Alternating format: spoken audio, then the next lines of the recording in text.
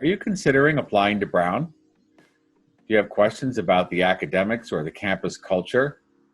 Maybe you're wondering about the open curriculum? Do you wish you could talk to a current Brown student? I've got what you need. This is College Mentor Chris. I am a journalist and author turned college essay consultant.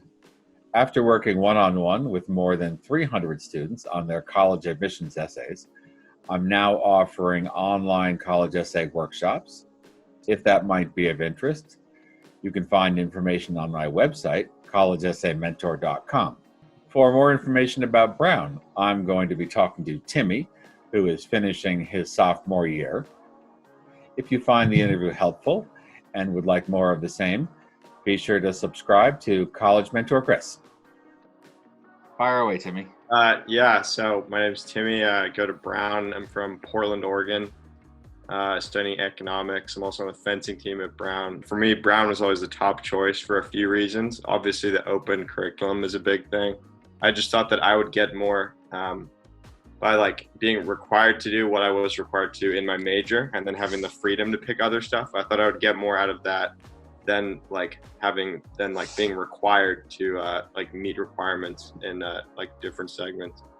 I also think Brown has a really good culture, especially compared to some other Ivy League schools. There's definitely more of a collaborative environment, and people aren't really there's not really the cutthroat competitive feeling that you might get at some other schools.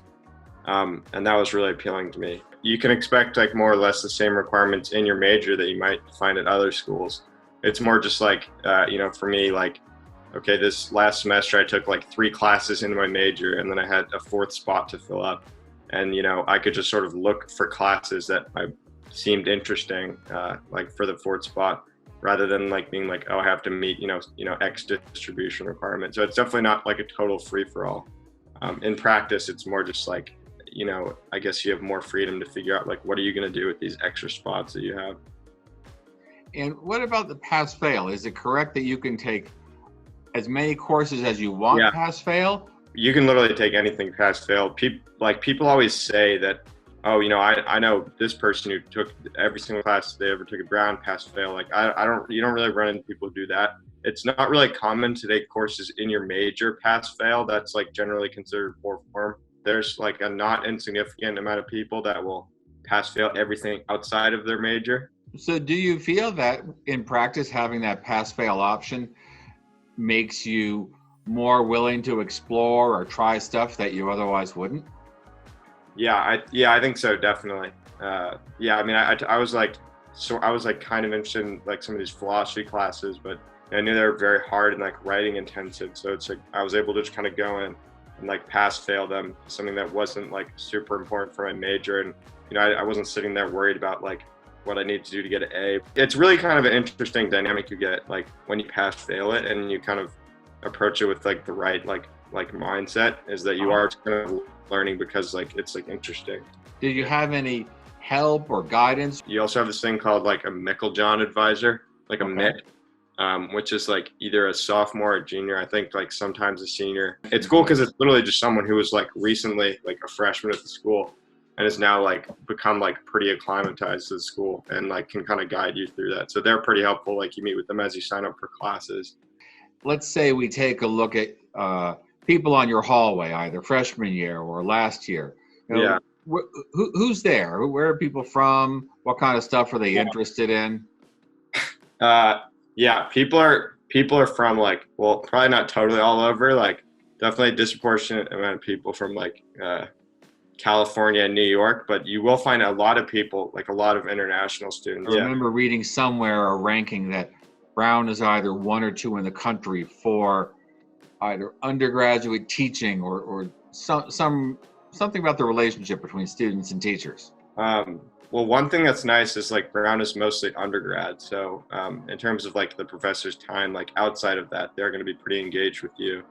I've never done research with professors, but I know that typically pretty much 90% of the people that they're going to be giving research positions to are going to be undergrad, just based off that's what most of the school is. Okay. And you do get the feeling that like that's like sort of what their focus is. Yeah, the professors are like super engaged, like super happy to take questions. They do like seem to have a pretty genuine interest in you understanding things.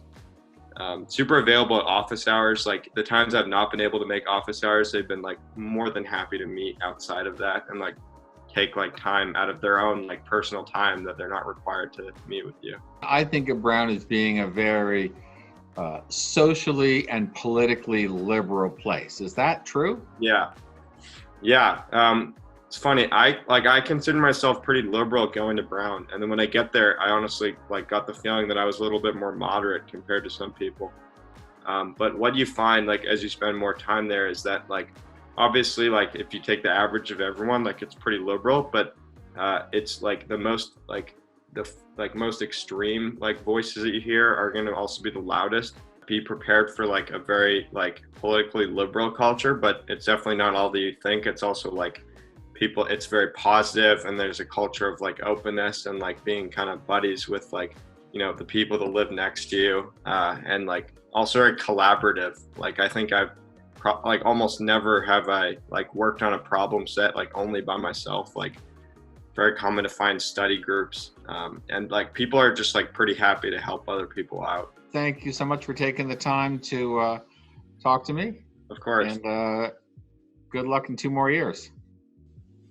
I hope this video has been helpful. If you would like to be notified of future videos, be sure to subscribe to College Mentor Chris. If you're interested in online college essay workshops, check out my website, collegeessaymentor.com.